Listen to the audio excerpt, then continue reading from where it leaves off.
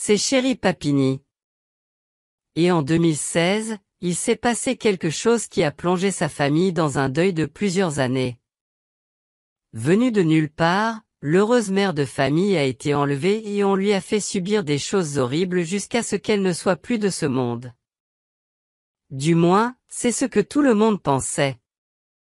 Dans cette vidéo, nous vous montrons cette histoire incroyable dans lesquelles des personnes que l'on croyait perdues sont réapparues de la manière la plus improbable qui soit. On y trouve notamment des personnes qui ont disparu pendant 40 ans ou des personnes disparues qui ont été retrouvées par hasard sur Google Maps. Mais avant de parler de Sherry Papini, commençons par l'histoire de Stephen Carter. En fait, Stephen Carter n'est pas son vrai nom. En fait, il s'appelle Max Baran et il a été porté disparu pendant 30 ans, jusqu'à ce qu'il résolve sa propre affaire. En grandissant, il s'est rendu compte que quelque chose n'allait pas dans sa famille. D'une certaine manière, il n'a jamais vraiment eu l'impression de faire partie de ses parents.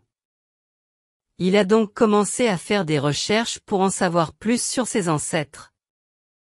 Il a alors trouvé sur Internet un avis de disparition datant de 1977, où l'on signalait la disparition d'un bébé qui venait de naître et qui avait été volé à l'hôpital par d'autres parents.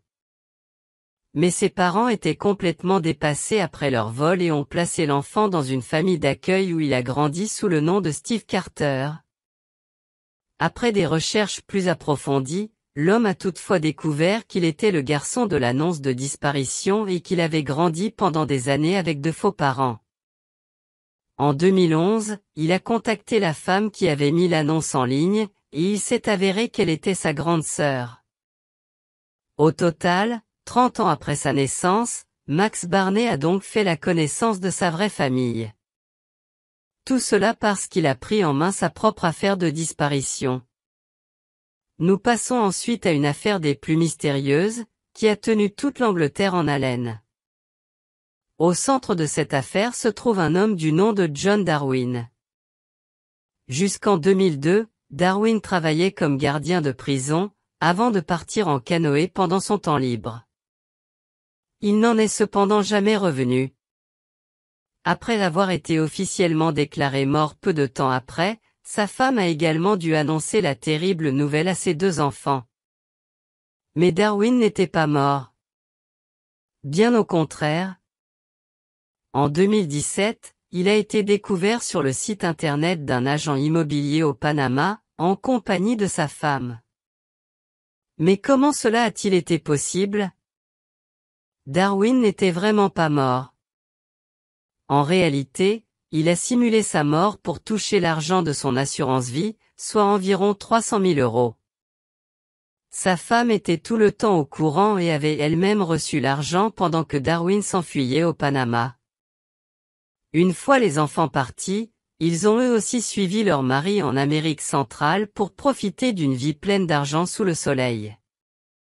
Toute l'arnaque a été découverte parce que l'agent immobilier avait utilisé une photo des 2 hommes pour faire sa propre publicité sur son site internet. Darwin et sa femme ont été immédiatement arrêtés et jugés. Ils ont ensuite été condamnés chacun à 6 ans de prison pour escroquerie. Nous arrivons maintenant, comme promis, à Sherry Papini. Papini est en fait une femme américaine tout à fait normale qui, à première vue, menait une vie heureuse avec son mari et ses 2 enfants. Jusqu'au 24 novembre 2016, date à laquelle tout a changé. Ce jour-là, Papini a disparu de nulle part. Alors que son mari craignait déjà le pire et la croyait morte, la police a cherché sans relâche des indices. Mais sans succès. Après une longue période sans nouvelles de Papini, l'inconcevable s'est produit. Son mari, sorti de nulle part, a vu Papini dans la rue et lui a demandé où elle était passée. Comme Papini était couverte de blessures et donnait l'impression d'être profondément traumatisée, son mari s'est lui aussi imaginé le pire. Papini elle-même a ensuite raconté en public qu'elle avait été enlevée par 2 femmes alors qu'elle faisait son jogging, puis enchaînée et marquée au fer rouge.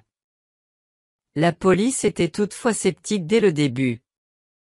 En effet, les ravisseurs ne laissent généralement pas partir leurs victimes sans rien faire après une si longue période. Et effectivement, comme il s'est avéré petit à petit, Papini avait inventé toute l'histoire du début à la fin.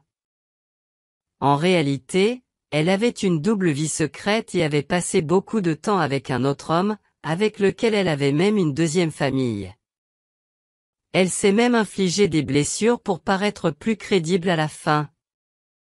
Finalement, elle a été condamnée à 2 ans de prison et son mari ne lui a plus jamais adressé la parole. Le cas de Lula montre que les parents peuvent aussi abandonner délibérément leurs enfants. Mela Lula Miller est une femme américaine qui a mis au monde son 3e enfant en 1974. Cependant, au lieu de mener une vie de famille heureuse, tout a changé peu après la naissance et ses enfants ont vécu l'enfer pendant 40 ans. Sans que personne ne sache ce qui s'était passé, Miller a disparu de nulle part. Même ses parents ne savaient pas ce qui se passait, et en peu de temps, tout le monde a supposé qu'elle avait été enlevée ou qu'elle était décédée. Le seul indice dont on disposait était un document. Sur ce document, Miller avait, avant de disparaître, confié la garde de ses enfants à ses parents, qui s'occupaient désormais de leurs 3 enfants. En 2014, soit 40 ans plus tard, l'affaire a toutefois été rouverte. Après avoir passé en revue plusieurs échantillons d'ADN de femmes décédées, qui tous ne correspondaient pas à Lula Miller, la police a compris qu'elle devait encore être quelque part. Et en effet, au Texas, ils ont trouvé une femme d'apparence similaire qui vivait là depuis les années 90 sous un faux nom.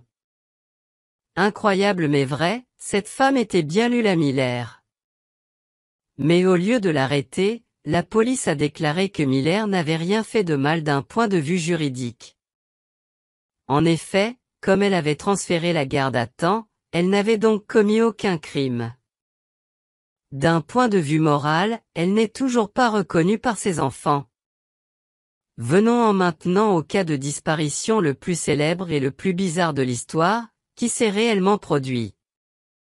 En 1704, le navigateur écossais Alexander Kirk a navigué sur les 7 mers du globe jusqu'à ce qu'il débarque avec son équipage sur l'île inhabitée d'Ela de la Mastra, à des milliers de kilomètres de chez lui.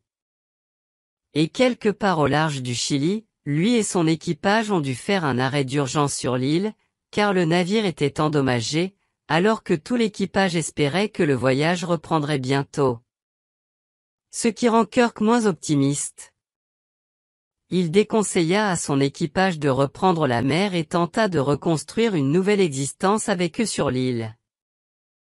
Mais lorsque ces hommes refusèrent de rester, ils prirent tout simplement la mer sans lui, pour sombrer peu après avec le navire. Kirk, quant à lui, s'est retrouvé seul sur l'île, sans contact avec le monde extérieur et sans personne pour l'accompagner. Pendant 3 ans, il a vécu de fruits sur l'île et a chassé seul des animaux. Jusqu'à ce qu'un bateau arrive d'Espagne en 1707.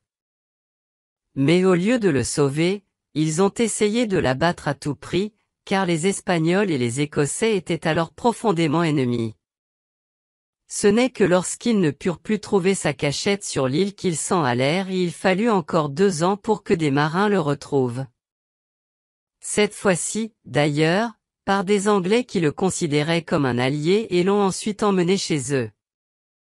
Au total, Alexander Smallkirk a été séparé de sa famille pendant 6 ans.